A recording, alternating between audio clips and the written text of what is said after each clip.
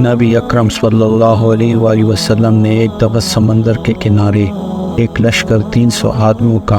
جن پر حضرت ابو عبیدہ رضی اللہ تعالیٰ عنہ امیر بنائے گئے تھے، بھیجا۔ حضور اقدس صلی اللہ علیہ وآلہ وسلم نے ایک تھیلی میں کھجوروں کا توشہ بھی ان کو دیا۔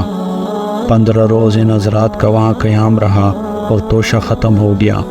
حضرت قیس رضی اللہ تعالیٰ عنہ نے، جو اس قافلے میں تھے، مدینہ منورہ میں قیمت ادا کرنے کے وعدے پر قافلہ والوں سے اونٹ خرید کر ذبح کرنا شروع کیے اور 3 اونٹ روزانہ ذبح کرتے، مگر تیسرے دن امیر قافلہ نے اس خیال سے کہ سواریاں ختم ہو گئی تو واپسی میں مشکل ہو جائے گی، ذبح کی ممانعت کی، اور سب لوگوں کے پاس اپنی اپنی سب کھجوریں موجود تھی، جمع کر کے ایک تھیلی میں رکھ لی اور ایک ایک کھجور روزانہ تقسیم فرما دیا کرتے، جس کو چوس کر یہ حضرات پانی پی لیتے اور رات تک یہی کھانا کھاتے۔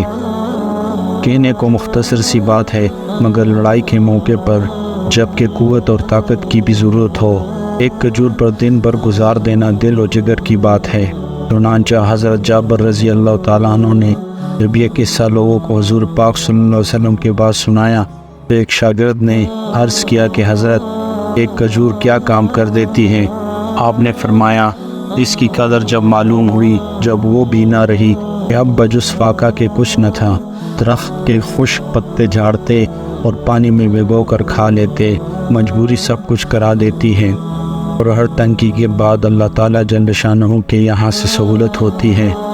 کہ تعالیٰ نے ان تکالیف اور مشقتوں کے بعد سمندر سے ایک مچھلی ان لوگوں کو پہنچائی، جس کو عنبر کہتے ہیں، اتنی بڑی تھی کہ 18 روز تک یہ حضرات اس میں سے کھاتے رہے، اور مدینہ منورہ پہنچنے تک اس کا گوشت توشوں میں ساتھ تھا۔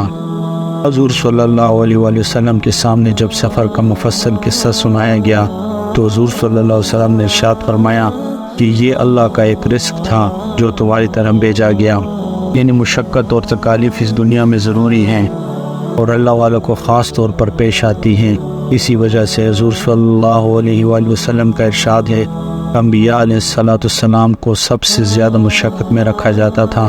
پھر جو سب سے افضل ہو، پھر ان کے بعد جو بقیہ افضل ہو۔ آدمی کی آزمائش اس کی دین حیثیت کے موافق ہوتی ہے، اور ہر مشقت کے بعد اللہ کی طرف سے اس کے لطف و فضل سے سہولت بھی عطا ہوتی ہے، اور یہ سب دین کی خاطر تھا۔ اس دین کو پھیلانے میں جس کو آج ہم اپنے ہاتھوں سے کھو رہے ہیں، ان حضرات نے فاقے کیے، پتے چھابے،